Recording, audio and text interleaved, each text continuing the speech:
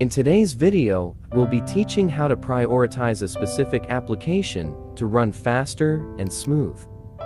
Open the preferred application you want to increase its performance. Then open the Task Manager. You can use the shortcuts Ctrl plus Shift plus Escape. Locate the application and click to expand. Right-click on any of the application files and select Go to Details. Look for the application file with the name extension .exe.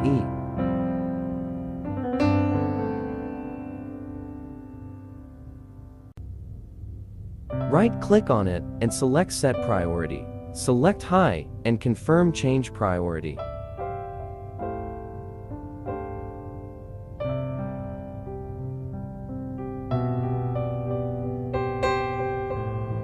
Now restart your computer and enjoy the best performance of the application.